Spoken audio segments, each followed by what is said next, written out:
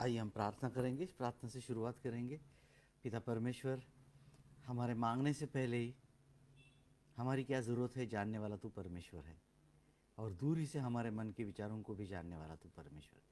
इसलिए मैं प्रार्थना करता हूँ प्रभु, इस समय पर तो अपना वचन आशीषित कर और लोगों की तरफ पहुँचने दे, और जीवन में एक सुधार, एक बदलाव, एक नई कोई चीज़, एक दिशा तू दिखा हमें। ऐसी प्रार्थना मैं करता हूँ और यीशु के नाम से मांगता हूँ, आमीन। तो आज हम देखेंगे कि परमेश्वर जो पिछले कई दिनों में हमें जो छोटी छोटी चीज़ें उसके बारे में बता रहा है, जैसे ईर्ष्या, जलन, विलंब करना। तो आज हम देखेंगे कि परमेश्वर जो लोभ, लालच या एवराइस, कवेटसनेस, ग्रीड जिसको अंग्रेजी में कहते हैं, उसके विषय में क्या कहता है।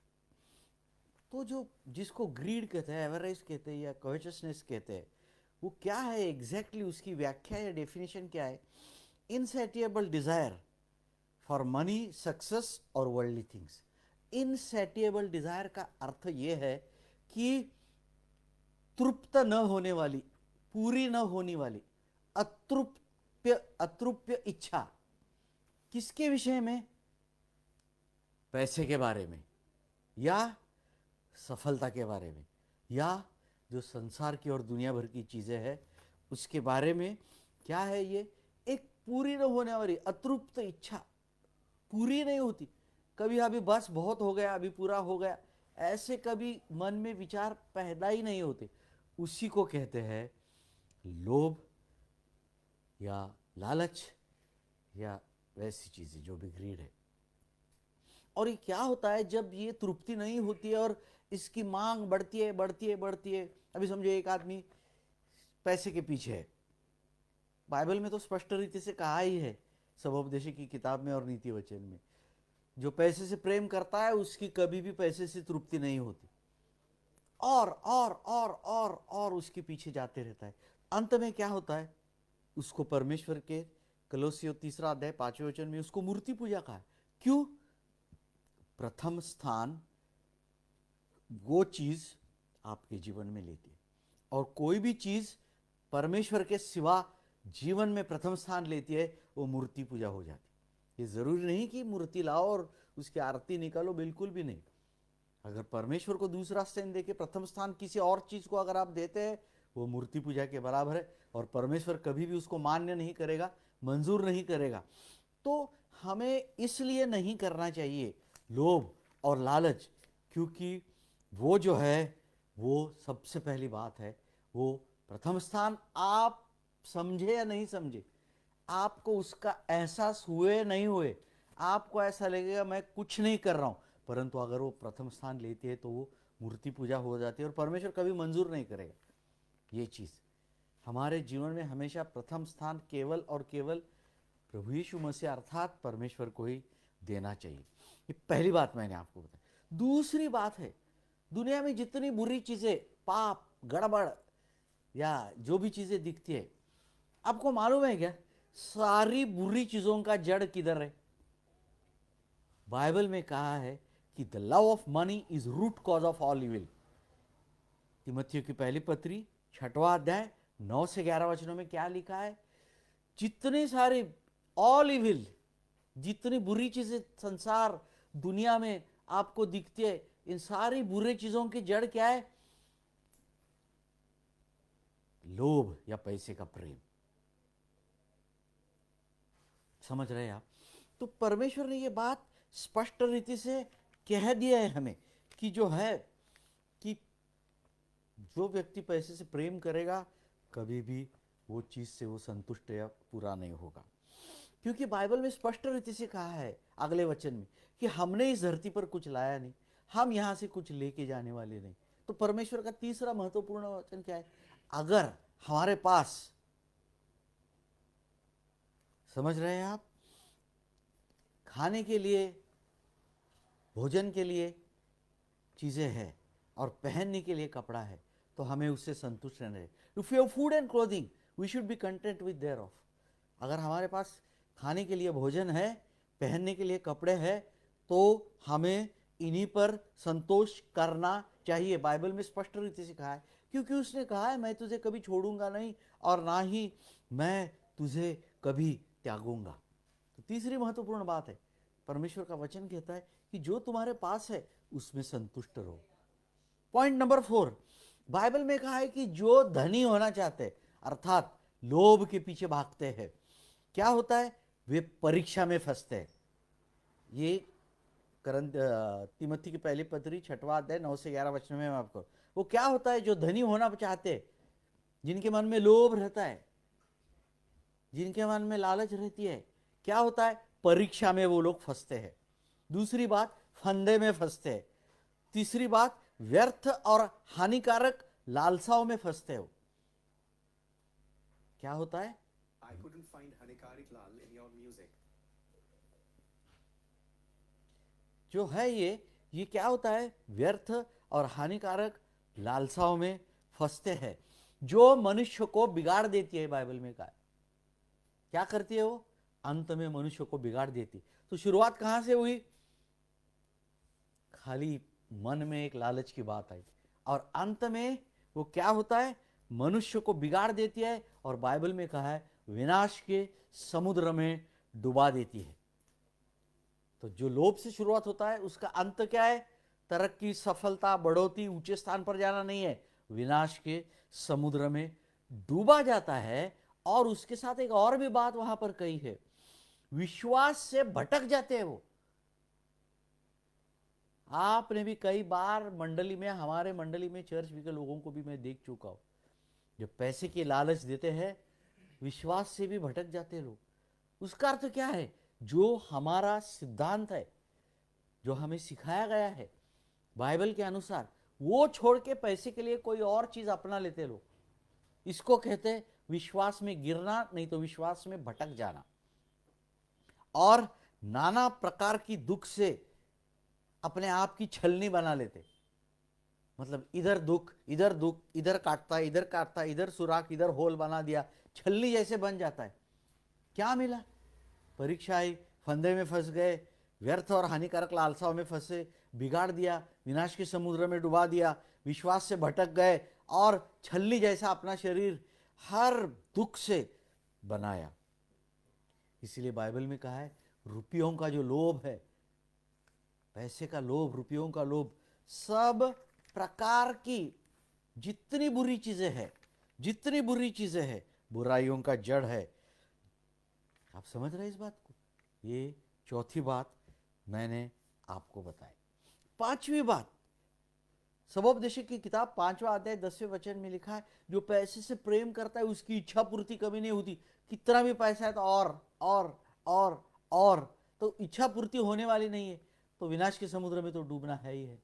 इसीलिए सावधान होना है, क्योंकि आपको तब पकड़ेगा जब आपको मालूम नहीं पड़ेगा कि मैं कब पकड़ा गया हूं लोभ में, या कब फंस गया हूं। इसलिए बड़ा सतर्क रहना पड़ता है इसमें। आमीन, हालेलुया। और इब्रानियों की पत्री 13वां अध्याय 5वें वचन में ऐसा लिखा है, यह आज्ञा है परमेश्वर, तुम्हारा स्वभाव लोभ रहित रहे, तुम्हारे पास जो है उसके ऊपर संतोष करो, क्योंकि उसने आप ही कहा है मैं तुझे कभी छोड़ूंगा नहीं और मैं तुझे कभी त्यागूंगा नहीं। तुम्हारा स्वभाव लोभ रहित रहे हो। तुम्हारा स्वभाव कैसे हो, लोभ रहित हो। जो तुम्हारे पास है उस पर संतुष्ट करो। हमेशा जो अपने पास है उसको देखा करो, दूसरे के पास क्या है वो मत देखा करो। अगर आप स्कूटर पर चलते हैं तो 4 व्हीलर या मोटर पे मत देखो, अपने पास जो है संतुष्ट रहो। आपके पास अच्छी गाड़ी है उसी पे संतुष्ट रहो। जो आजू बाजू में, पड़ोस में, दोस्ती में लोगों के पास क्या है कभी मत देखो, अपने पास जो है उससे तुम संतुष्ट रहो। तो ये मैंने आपको 4-5 चीजें बताई कि हमें क्यों इसके पीछे, लोभ से दूर रहना चाहिए। मैं 2-4 उदाहरण आपको बताऊंगा, इसकी भयंकरता कितनी है, ये कितना भयंकर है लोभ, कैसे विनाश में डूब जाएगा, ये आप समझ जाएंगे। जब तक मैं उदाहरण नहीं दूंगा, मैं 2-3 उदाहरण ऐसे दूंगा और एक अच्छा भी उदाहरण दूंगा, ताकि आप कुछ प्रोत्साहन भी पाएंगे। सबसे पहली बात है कि लोभ जो है आपके जीवन में डिफीट लेके आएगा, पराजय, पराभव, हाँ, चोरी, झूठ जो है, ये सब चीजें, ये यहोशू के टाइम की बात है। यहोशू की किताब 7वां अध्याय 20-21 वचन बाद में पढ़ेंगे, अभी पहले हम समझ लेते। इस्राएल के लोग लड़ाई करने के लिए आय नगर के ऊपर गए, परमेश्वर को बोल के सब चीज करके गए। आय नगर छोटा था, पूरा फौज फाटा लेके नहीं गए, एक थोड़े लोग लेके लड़ाई करने के लिए गए। तो आय नगर के लोगों ने इस्राएल लोगों को ऐसा मारा, ऐसा मारा, ऐसा भगाया वहां से कि पीठ दिखा के इस्राएल के लोग भागे वहां से। 36 लोग मर गए। परमेश्वर से तो पूछ के गए थे। यहोशू मेल मिलाप वाले तंबू में आया, उधर अपने कपड़े फाड़ दिए, जमीन पे सामने गिर गया और बोला, प्रभु परमेश्वर ऐसे कैसे हुआ, हमको भागना पड़ा, 36 लोग मर गए। तो परमेश्वर ने कहा, तुम्हारे में से कुछ लोगों ने जो करार या जो वाचा की है वो तोड़ दी है और समर्पित वस्तुओं को क्या किया है, हाथ लगा के उन्होंने छिपा लिया है। तो सब जगह ढूंढने लगे कौन है, एक एक करके निकाल।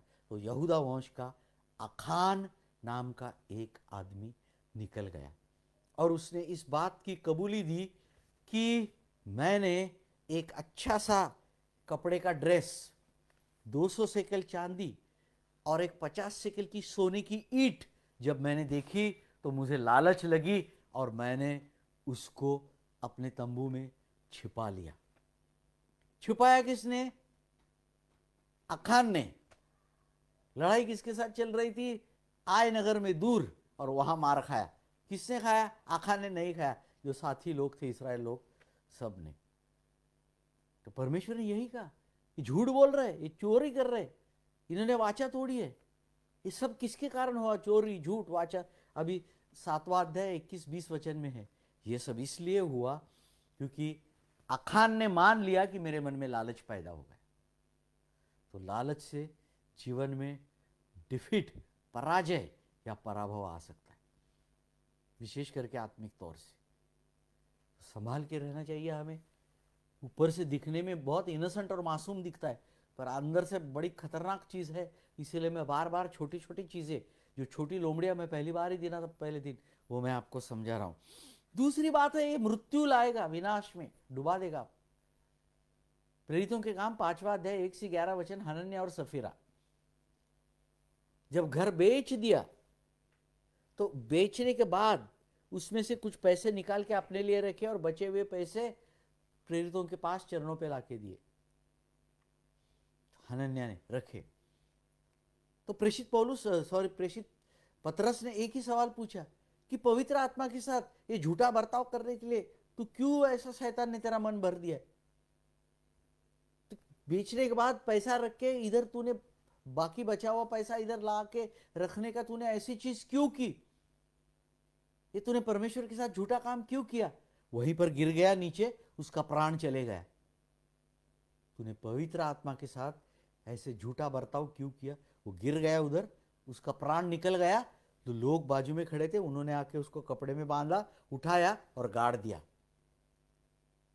अब ये पति पत्नी ने मिलकर काम किया था। 3 घंटे के बाद उसकी पत्नी आई। पतरस यही सवाल पूछा, क्या घर तुमने इतने में बेचा था क्या? वो बोली हाँ। तो बोले तो पवित्र आत्मा से क्यों ऐसा परीक्षा ले रही पवित्र आत्मा की? उसने भी वही प्रेषित जो पतरस था क्लियरली बोला, बेचने से पहले भी तुम्हारी थी, बेचने के बाद भी पैसे तुम्हारे पास थे, तो तुमको ऐसा झूठ बोलने की क्या जरूरत थी? और उसकी 3 घंटे के बाद पत्नी आके वही दोहराए झूठ। उधर ही वो गिर गई, मर गई, उसको भी लोग आए उठा के गाड़ दिए। तो ये क्या है? लालच है पैसे। कुछ पैसा रखो और ऐसा दिखाओ कि मैंने पूरा दिया है। उससे क्या हो जाएगा? मेरा नाम बड़ा हो जाएगा, कितना मैं स्वार्थ छोड़ के परमेश्वर को दान दे रहा हूं। पहले भी तुम्हारी थी, बेचने के बाद भी तुम्हारी है, झूठ काय को कर रहे? करना है तो सीधा करो, नहीं तो मत करो। ये क्या है? लोभ, अपना नाम बड़ा करने का लोभ। इससे परे रहना, इससे दूर रहना। आप नहीं जानते कितना खतरनाक हो सकता है। तो दूसरी बात, इससे मृत्यु आ सकती है। अभी तीसरा जो महत्वपूर्ण बात है, इससे जैसे आप अभी मैंने आपको बताया, विश्वास में गिर जाएंगे आप, और जो संवेदनशीलता है सब चली जाएगी, श्राप भी आपके ऊपर आ सकता है। 2 किंग्स चैप्टर 5 वर्सेस 20 to 27, दूसरे राजाओं की किताब 5वां अध्याय 20 से 27 वचन। यहां पर हम देखते हैं परमेश्वर का नबी एलीशा है, उसको नामान मिलने को आता है, 7 बार पानी में डुबकी मारता है, अच्छा होके एलीशा को कुछ इनाम देने के लिए, पैसे देने के लिए, सोना देने के लिए आता है। एलीशा कुछ नहीं लेता है, वो चला जाता है। गेहजी सब देखता है और गेहजी के मन में गड़बड़ चालू हो जाती है। अरे वो आदमी चंगाई पाया, इतना सब लेके आया, मेरे स्वामी ने कुछ लिया नहीं, ठहर मैं लेता हूं, मैं छोड़ूंगा नहीं। और जैसे नामान अपना रथ निकाल के चला जाता है, गेहजी उसके पीछे भाग जाता है, और नामान बोलता है कोई पीछे से भाग के आ रहा है, रथ रोकता है। देखा तो गेहजी आ रहा है। गेहजी बोलता है अभी हमारे जो स्कूल ऑफ प्रॉफिट है उसके 2 शिष्य लोग आए हैं वहां से, उनके लिए 2 जोड़ी कपड़ा और कुछ चांदी चाहिए। इसकी कर ऐसा बोलता है, वो बोला अरे डबल चांदी ले ले, 2 जोड़ी कपड़ा ले ले, सब उठा के वो गेहजी को देता है। गेहजी पूरा उठाता है, साथ में एक आदमी भी देता है। जब घर के नजदीक आता है, गेहजी उससे लेता है सब चीजें, क्या 2 जोड़ी कपड़े और कुछ चीज की कर जो चांदी रहेगी वो घर में ले जाके रखता है, और अलीशा के सामने जाके खड़ा हो जाता है गेहजी। अलीशा उसको एक ही सवाल पूछता है, गेहजी वेयर हैव यू बीन, गेहजी तू कहां पर गया था। अभी लोभ के साथ झूठ तो मिल के आता ही हो, पूरा पैकिंग आता है, वो अलग अलग नहीं खरीद सकते आप।